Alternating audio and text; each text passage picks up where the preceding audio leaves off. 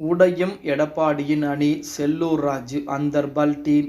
நண்பர்கள், நம்ம போடக்கூடிய வீடியோக்கள் உங்களுக்கு பிடிச்சிருந்துச்சு அப்படின்னா ஒரு லைக் பண்ணி, நம்ம சேனலுக்கு வரக்கூடிய புதிய பார்வையாளராக இருந்தீங்க அப்படின்னா மறக்காம சப்ஸ்கிரைப் பண்ணிட்டு அப்புறம் வீடியோ பாருங்க. அதிமுகவை பொறுத்த வரைக்கும் தற்போது எடப்பாடி பழனிசாமியின் மூலமாகத்தான் அதிமுக வழிநடத்தப்பட்டு கொண்டிருக்கிறது.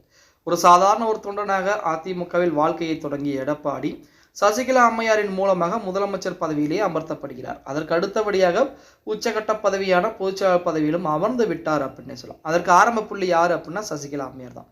சசிகலா அம்மையார் மட்டும் அன்றைய தினம் வேறு ஒரு நபரை முதலமைச்சர் பதவியிலே அமர வைத்திருந்தால் இந்நேரம் எடப்பாடி பழனிசாமி இன்றுமே சசிகலா அம்மையாருக்கோ அல்லது ஓபிஎஸ்க்கோ ஆதரவாகத்தான் செயல்பட்டு கொண்டிருப்பார் அப்படிங்கிறதுல எந்த விதமான மாற்று கருத்தும் கிடையாது. ஆனால் அந்த இடத்திலே ஓபிஎஸ் அவர்கள் கீழே இறக்கிவிடப்பட்டு அதற்கு பதிலாக எடப்பாடி பழனிசாமி முதலமைச்சர் பதவியிலே அமர்த்தப்படுகிறார். சசிகலா அம்மையாரும் டிடி தினகரனும் செய்த மிகப்பெரிய ஒரு தவறு என்ன அப்படின்னா எடப்பாடி பழனிசாமி முதலமைச்சர் ஆக்கியதான். அதன் காரணமாகத்தான் ஓபிஎஸ் இபிஎஸ் ஒன்று சேர்றாங்க. அதுக்கு அடுத்தபடியாக சசிகலா டிடி தினகரன் அதிமுக இருந்து அதுவும் நிரந்தர உறுப்பினர் உறுப்பினரிலிருந்து வெளியேற்றப்படுறாங்க, அடிப்படை உறுப்பினர் வெளியேற்றப்படுறாங்க.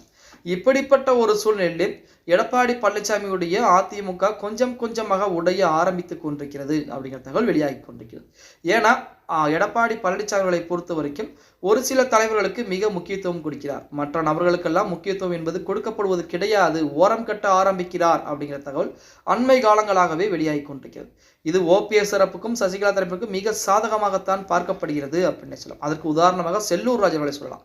செல்லூர் ராஜு அவர்களை பொறுத்த வரைக்கும் அதிமுகவில் ஒரு அசைக்க முடியாத ஒரு நபர். அவர் பேசக்கூடிய விஷயங்கள் காமெடியாக இருந்தாலுமே சில சர்ச்சைகள் சிக்கினாலுமே அவருக்கும் ஆதரவு என்பது மிகப்பெரிய அளவில் இருக்கிறது. அந்த செல்லூர் ராஜுடைய மாவட்ட பொறுப்புகளை பறித்துவிட்டு அந்த இடத்தில் டாக்டர் சரவணன், அதாவது இந்த நாடாளுமன்றத்திலே மதுரை தொகுதியிலே போட்டி போட்டவர், அந்த நபரை இறக்கி விடலாம் அப்படின்னு சொல்லி நமது எடப்பாடி பழனிசாமி முடிவுகளை எடுத்திருக்கிறார். அதற்கு செல்லூர் ராஜு மிகப்பெரிய அதிருப்திகளையும் வெளிப்படுத்தியிருக்கிறார்.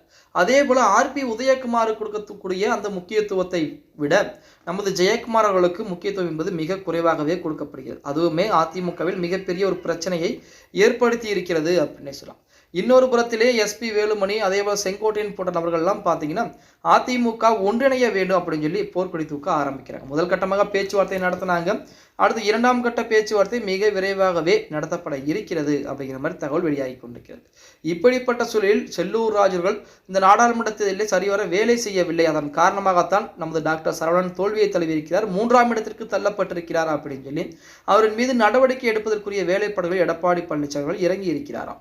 அதன் காரணமாக எடப்பாடி பழனிசாமியை விட்டு புதிய அணியை உருவாக்குவதால் சசிகலாவின் பின்னால் போய்விடலாமா அப்படின்னு கூட செல்லூர் ராஜர்கள் யோசித்து ஆலோசனைகள் செய்து கொண்டிருப்பதாக தகவலும் வெளியாகி கொண்டிருக்கிறது அப்படின்னு சொல்லலாம். பொறுத்து வந்து பார்க்கலாம் இதெல்லாம் உண்மையான தகவலா இல்லையா அப்படிங்கிறத. ஓகே गाइस, வீடியோ பிடிச்சிருந்தா மறக்காம ஒரு லைக் பண்ணி விட்டுருங்க. அப்படியே இந்த வீடியோ ஃப்ரெண்ட்ஸ் அண்ட் ஃபேமிலிக்கும் ஒரு ஷேர் பண்ண மறந்துடாதீங்க.